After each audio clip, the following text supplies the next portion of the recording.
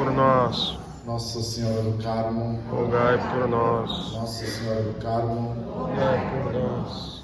irmãos e irmãs, ontem celebrávamos a Virgem Senhora do Carmo e contei a história um pouco. Hoje talvez não é um momento para isso, mas possamos sempre ver essas manifestações de Nossa Senhora como um grande convite a nós de confiarmos a sua intercessão e usarmos bem os chamados devocionais, os sacramentais.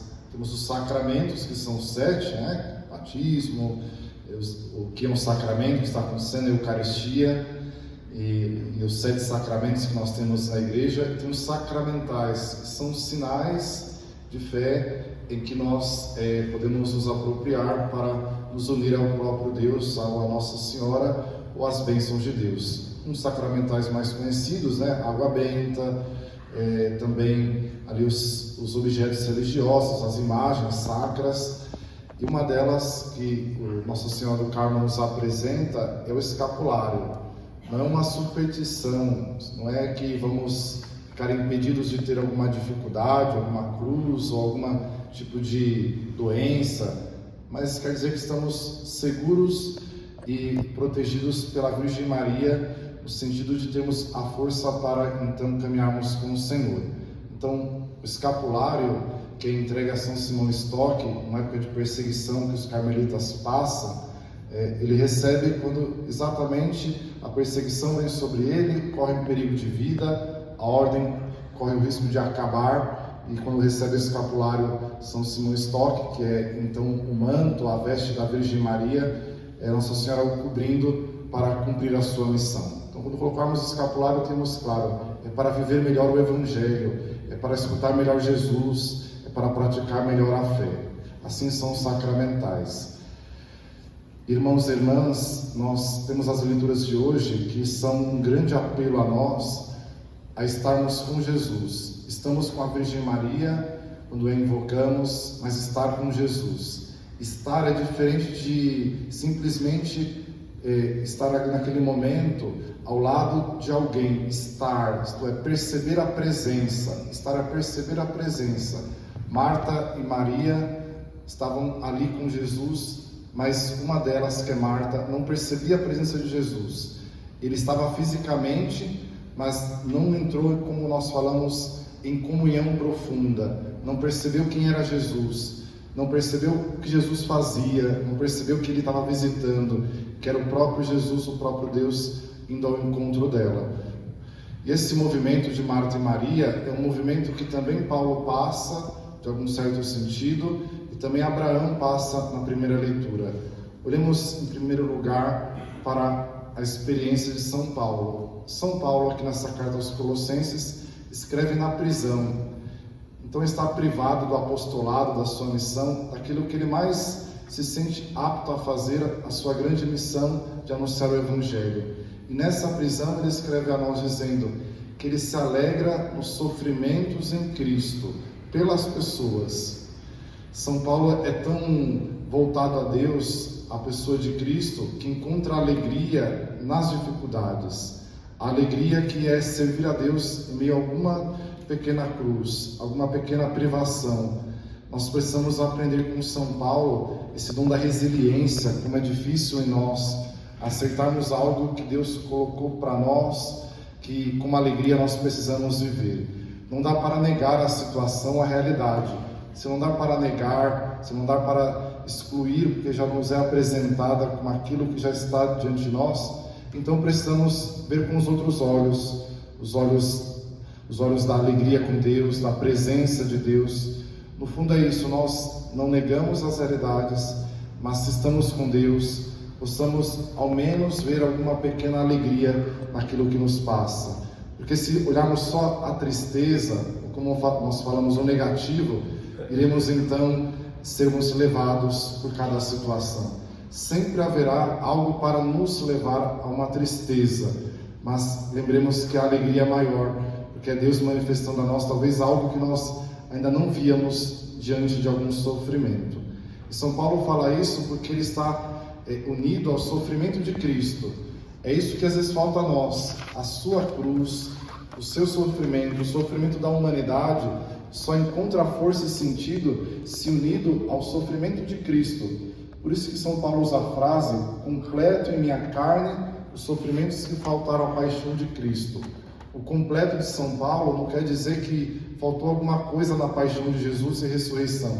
Tudo foi consumado na paixão e morte e ressurreição de Jesus. Ali está tudo que nós precisamos para a força na terra.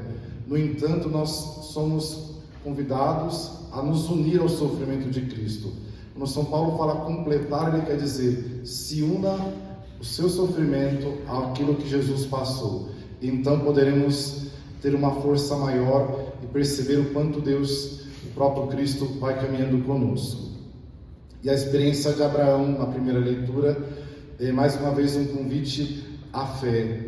O pai na fé, Abraão, sempre o homem que está aberto a acolher aquilo que Deus manifesta como sinal. Abraão está ali no carvalho de Mambré, para se colocar em oração.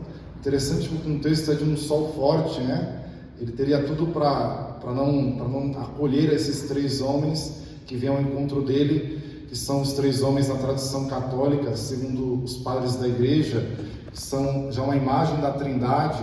São homens que não são identificados por nome, então são divinos, são Deus. Tanto é que Abraão se prostra, Abraão chama de Senhor e os acolhe. O que Abraão faz? Abraão acolhe da melhor forma que ele pode, dá a sua melhor comida, dá aquilo que ele pode oferecer de bem a esses três homens que são o próprio Deus. Mas o grande sinal de Abraão para nós é que exatamente Abraão acolhe uma promessa. Ele e Sara são estéreis, idosos, então naturalmente não teriam condições de ter um filho, mas esses homens prometem a ele que vai ter então um filho, Isaque. E o silêncio de Abraão. Abraão silencia confiando na promessa de Deus.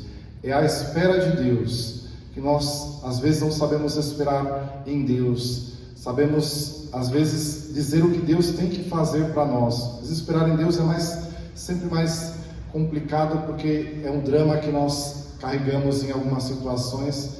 Esperar em Deus é acreditar exatamente que Deus pode intervir nas situações que para nós não é possível. A nossa esperança, ou espera em Deus, é exatamente isso. Deus sempre dá alguns sinais a nós. Estejamos atentos aos sinais. Abraão teve esperança porque acreditava nos sinais de Deus. Na nossa vida tem muitos sinais. Nem sempre nós estamos atentos para aquilo que está acontecendo, e Abraão nos provoca exatamente a isso. Abertura aos sinais que Deus está fazendo na nossa vida.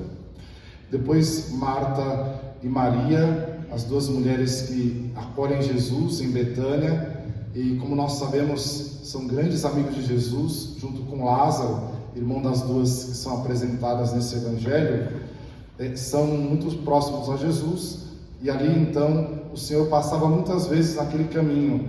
É o caminho entre a Galileia para a Judeia e também para Jerusalém, que é o percurso que Jesus está fazendo nesse Evangelho de Lucas. Ele para nesse local, faltando 10 quilômetros para chegar a Jerusalém.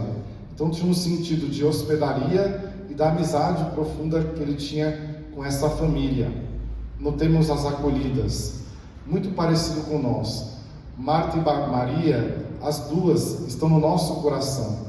Lendo esse evangelho tão conhecido por nós, eu penso que temos que aprender a conviver com a nossa Marta, com a nossa Maria.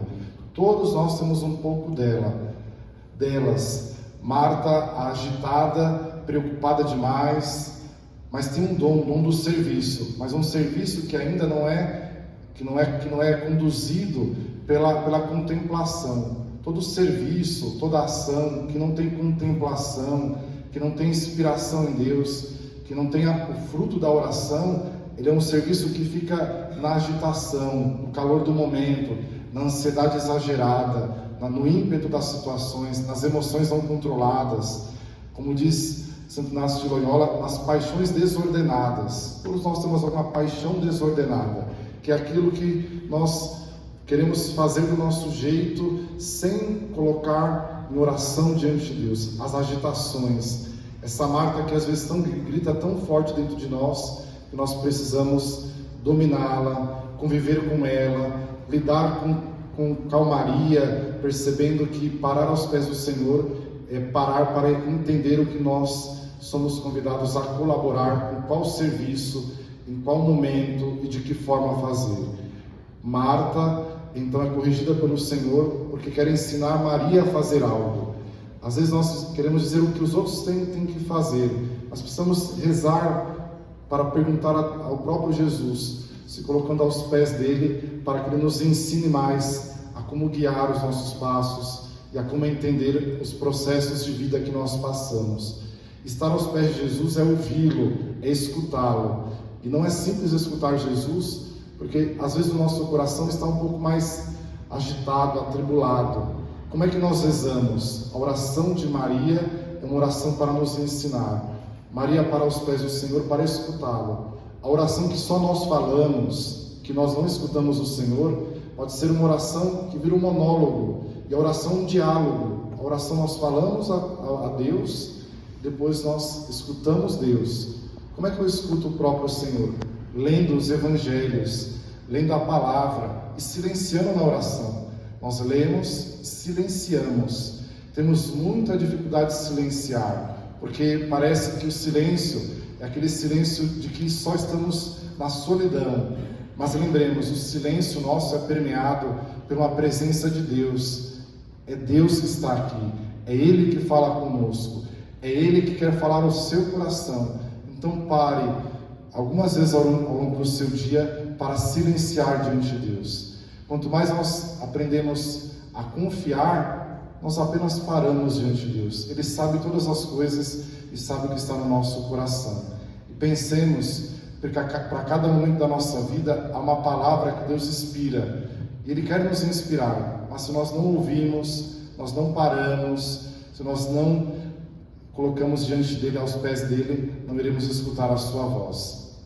E a última palavra do Senhor, que elogia Maria, dizendo exatamente que ela se preocupou com uma só coisa que era necessária e que então ela vai ter aquilo que vai perdurar, lembrando que nós devemos também sim nos comprometer com algumas coisas. A oração é comprometimento com algo, com as pessoas que estão ao nosso lado, um comprometimento de aprender a ouvir melhor. Esse evangelho é o convite a ouvir melhor a pessoa de Jesus que está se relacionando conosco, através da palavra, mas também através das pessoas. Se nós aprendemos a escutar Jesus também através das pessoas, das histórias, daqueles que estão ao nosso lado, da nossa vida familiar, na vida familiar há muita voz de Jesus falando em nós. Claro que precisam ser interpretadas, rezadas, compreendidas. Escutamos quem está ao nosso lado ainda, temos tempo para escutar, temos tempo para então lidar com a escuta atenta, saber o que Deus está falando através daquela pessoa, daquela situação a nós. E a voz das pessoas não são só as palavras, os gestos, os olhares, tudo aquilo que nós conhecemos, o sorriso, as manifestações. Aprendamos a ampliar o nosso ouvido e a nossa capacidade de compreender o próximo, parando e silenciando e querendo também estar ao lado em cada situação. Que assim seja.